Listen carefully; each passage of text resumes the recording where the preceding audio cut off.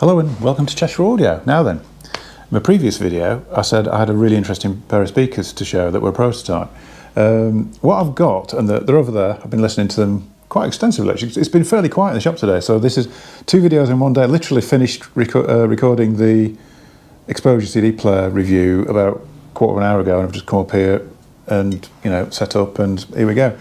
She's completely unlike me, to be honest. Don't usually get a chance to do this, but yes, I've been extensively listening to what we're going to talk about in a second.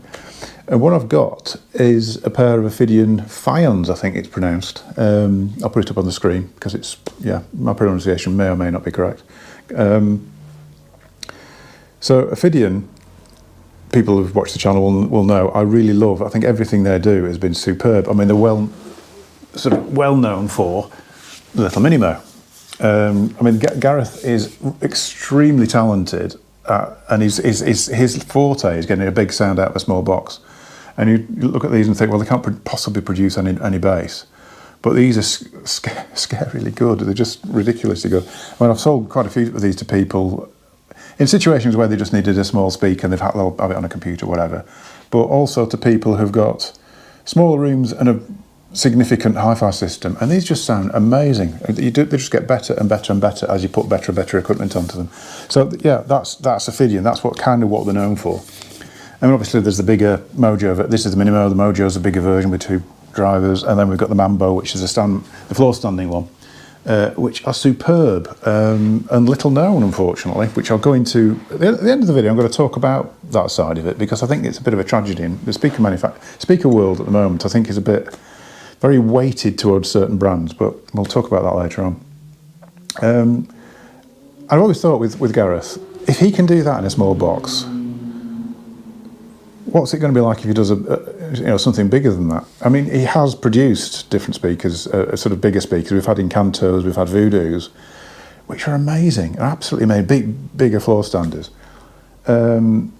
But when you go bigger in size like that, the problem is that you start to outstrip the capabilities of the standard UK home. And I think Voodoos and Incantos really needed bigger space than most people could give them. So fantastic, but you needed, the correct sort of environment for them. So what he's been sort of concentrating on is trying to produce a bigger speaker that will work in a smaller room. And I think he's cracked it. I really do. I have a suspicion that the Ffions, which I will show you in a second, are perfect in every way. I've never heard anything that performs quite so in such a linear way that these do, and also don't seem to be as affected by boundaries and things as you would expect them to be, because they're quite an interesting design. There may be a bit of a Marmite one for some people. I think I've had a few people come up. I've been showing few customers these, and everybody has said, yeah, I like those, and particularly when they're played. So in a second I'll turn around the camera and we'll have a proper look. I don't know much about the design, I'll be honest, because Gareth just dropped them off. He said, do you want to listen to these? I said, yeah, I really want to listen to them. Well, I'll drop them off. They're going to such and such reviewers after you, so if you want to have a listen. So I've been very sort of privileged to get a little session with these. They are a prototype. I think they're pretty well production now. Gareth was saying that don't look at the paint finish. Don't look at the paint finish. It's not very. But actually, you can tell that they're prototypes because some of the surfaces you don't see have only had a bit of a skimming of, because they're painted white basically. Only had a bit of a skimming of paint. But the main surfaces, the finish is really good actually. So if that, in his mind, is just prototype, I don't know what the final ones are going to be like. I don't know. But anyway, let's turn around the camera and I'll show you around. So there you go. These are the Ophidian Ffions. I think they look really elegant. I really like the look. I'm not usually a fan of white speakers, but I think the white really suits them. What they would look like in other finishes, I don't know. But I think I quite like these. I think it works really well. I brought a few customers up here to have a look, and everybody seems to be in agreement with me on these, that I think they do. And they hide the mass well as well, because they've got these sort of tapered sides. Your eyes drawn to the top, you don't really notice the fact that they sort of fill out towards the bottom like that. So yeah, really good actually. Visually I think they work really well. Obviously I've got them sat on Aeddite platforms, because this room is a bit quirky. Anything that's got any sort of bass extension, it just all goes into the floor, and you don't really. It sounds great downstairs, but you don't really hear it within the room. And I initially, this is me harping on about me bad shoulder again, but I couldn't lift them onto the platform myself, so I moved the platforms out of the way and just put them straight on the carpet, and they sounded great. I was really impressed straight off. I thought these are something special, but I could tell that they were being limited by the room. You could just tell that they weren't really breathing and letting go. So luckily, one of my customers, John, came in this morning, and I was showing him, and he said, "Go on then, let's do it together." And he's got a bad back, I've got my bad shoulder. Between us, we had enough working limbs to do it, so we managed to. Oh, it's not good getting old, is it? We managed to put them on, position them, and the transformation. And I think it's partly because of the amount of extension these have got, how much they were being affected by the dodgy floors in this room. Really come alive. I mean, they were great before. I mean, they had this sort of holographic imagery and clarity about them, which sort of shouts that there's something special. But with the sort of lifting them off and isolating them like that, the bass sort of has filled out, and the dynamics have filled out, and they really are something. These, I mean, they're just everything I played. I went through. Let's have a look what I played on these. Not my sort of music usually. Gregory Porter sounded amazing. Got a bit of Sierra Hull, which that's probably my favourite album of hers. That's very folky. I'm going off on a tangent now. Weighted Mind is quite sort of folky-ish, very, very clear vocals. They sound like they're having a great time on it. I love that album. But this one's new to me. I've not only just started playing this, but this is more same artist obviously, but it's a bit more Americana. But really good. It's a really good demonstration record actually. That, but it's very, very clear. Also played a bit of Quincy Jones. I think, where is he? Yeah, a bit of the Dude. Just found that in the collection. I thought I'll give that a go. Did a bit of Steve Miller to set up the positioning. What else did I play? I can't think. A few other bits and bobs of things that I usually play. There's a bit of Richard Thompson in there, whatever else. Back to the speakers. Yeah, we've got usual sort of treble and mid bass unit. So it looks, like I said, a bit like a Minimo at the top. But there is an 8-inch driver on the bottom. I don't know much about the design of these because I haven't really chatted that through with Gareth. We're actually talking about the speaker industry more than we were talking about the speakers. So we dropped them, and I said, yeah, I'll have a listen to them. And he's going to come, and he wants to listen to them in situ here as well, to hear them in a different environment, which is very Gareth, because he likes to be sure before he finalises these that they're working perfectly in every scenario. So, which, to be honest, they are. I can't think that there's anything that needs to be done to these. They just sound superb.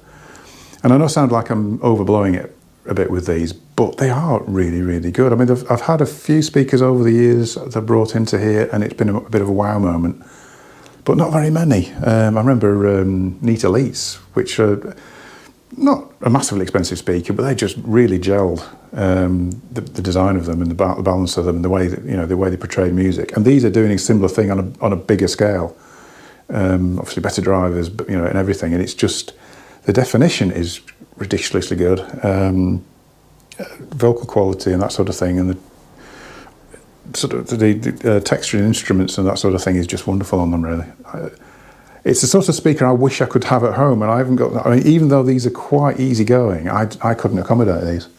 I really struggle, and we need to move house. Really, I've been ever since we've been in the house we're in. I've struggled to get a decent sound in there, so. Most of my listening is in this room because it's a much better room than what I have at home.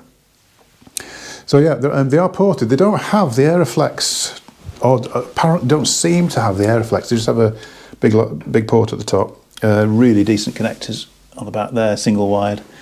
So yeah, spiked. I've actually put them onto little spike floor protectors on there and here just to stop the shelf getting damaged. But yeah, the big driver underneath. And it seems to work really, really well. It's, I mean, it's not an easy. I don't think that's an easy design to get right. Really, some manufacturers have done it and it's not really worked. But these, yeah, it really, really sort of pays off. Really, it really gives them that sort of reinforcing bass sound underneath that underlies all like rock music and things like that. It really sort of reinforces the bottom end. Works really well, and there's no question of integration, which quite often with the bottom drivers like that, It almost sounds as though you've got a stand mount speaker with a sub that's slightly out of sync. These are just not like that. Integrate really, really well. So yeah, and I'll be honest, I didn't do an awful lot of moving them around really, just position them, and yeah, that's great. Whereas normally in here I faff about for ages with positioning and moving things around, and they just work straight off. So I suspect they're not going to be that room fussy, for something at this sort of level, because these are price-wise 8,500, which is not cheap, but the performance is really good. I mean, I think the performance is easily beyond what he's asking for them. So we'll see. Yeah, 5 stars from Stereo Phil. Yeah. So anyway, that's the Ffions. Let's turn the camera around. Yeah. So hope you like that one. Like I say, completely bowled over by these. I mean, Gareth has got them completely spot on. And when I said perfect before, and I still stand by that, I thought I can't see how he could improve on these at all. They're really, really good. Anyway, will he sell any? I mean, I just want to briefly talk about this one. I don't want to try ranting on about it too much, because I feel quite strongly about this. People like Ophidian and Neat and Kudos and people like that don't really get the sales that they deserve, I don't think. And when you look at the way the market has gone, I don't get as many people listening to equipment anymore. There's an awful lot of people who seem to choose from what they see on the internet or choose from what they see in magazines. And the industry is split. There's the companies like your Neats and your Ophidians and Kudoses who are obsessed with the speakers. They're enthusiasts who are making the best they possibly can. And that's what it's all about. And if they can sell a few, then great. Then there's the other side of it, where companies that perhaps started off like that have now grown to such an extent that the original enthusiasts have now retired and gone, or been bought out or whatever, and it's the finance department is running it, and the finance department will say, you can't spend that on that pair of speakers, you have to find a cheaper part, you have to do this, you have to cut down the costs, because we need to spend money on marketing to get the name out there, because if the name isn't out there, people won't buy them, which is true. But what tends to happen is you end up with fairly mundane speakers being promoted like crazy in the magazines, and all the good stuff is passed by. And I just don't think it's fair, to be honest. And I wish people would spend more time listening and going out there and doing stuff. I mean, it says a lot to me that if you ask a random person on the street, what's the best hi-fi you can buy? They'll usually say Bang & Olufsen or Bose, because they're massive marketing machines. They won't know anything about the equipment, they won't know anything about anything, but they'll have seen that advert in the Radio Times or in the back of whatever magazines, car magazines, and you name it. Because marketing is all. But if people like Ophidian spent that sort of money on marketing, the speakers would decline, and then they'd all be the same. So you have to sort of be grateful, really, that these companies exist, but what you need to do is support them. Get out there, listen to the products. Okay, if it's not for you, it's not for you, but quite often, and in the old days when it used to be Mission, because Mission were the first ones to really, really pile in the marketing, their product quality dropped over the years, but people were still listening, so they'd come in and listen to a pair of Missions and say, yeah, it's okay, and then you say, is there anything else? And you put on a pair of Roids or whatever, which were the biggie at the time, and you'd usually sell a pair of Roids because it was a better sounding speaker. I mean, sometimes even then people would buy the Missions because that's the thing they'd aspired to, which I can understand, because you do get this sort of, you get little dreams of what you would like to own, and so it's the things you read about that you really want to own that because you're reading about it all the time. But spend the time, come and listen, come and just evaluate for yourself, and if you still want the magazine sort of 5-star award winner, then fair enough, but you need to have listened to everything else that's out there. Rant over. Thanks for watching. Sorry about that. Thanks for watching. Don't forget to give a subscribe and a like, because it always helps. And I will see you in a future video, and the next video will have less ranting in it, I promise. See you soon.